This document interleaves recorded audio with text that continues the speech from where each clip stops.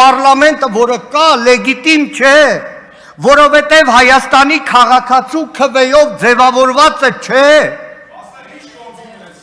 Նա ցույց մնա ու լսի։ Խնդրում եմ լրություն պաշտպանել։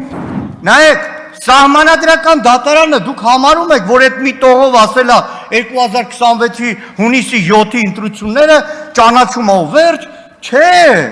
գիտեք ի՞նչ ա գրել Սահմանադրական դատարանը, ասում է կենտրոնական ընտրական հանձնաժողովը նախքան քվեարկության օրը պաշտոնապես իրազեկված է եղել ընտրական գործընթացի վրա էական ազդեցություն ունեցող բազմաթիվ խախտումների մասին, սակայն չի ձեռնարկել այնպիսի արդյունավետ եւ համարժեք միջոցներ, որոնք կարող էին կանխել կամ վերացնել դրանց հետևանքները։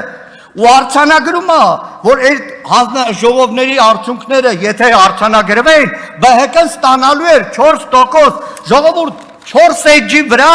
Սահմանադրական դատարանը արձանագրել է, թե ձեր կուսակից նախկին պատգամավոր հայկական ժամանակի նախկին լրագրող Վահագն Հովակիմյանի գլխավորությամբ կենտրոնական ընտրական հանձնաժողովը գողացել է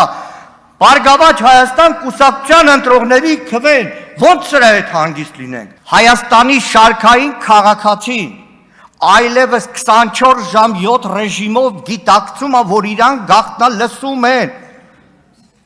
Ես անկեղծ եմ ասում, ամենամեծ տրավման, որ քաղաքացին ստացել է, թերևս այդ գաղտնա լսումից է։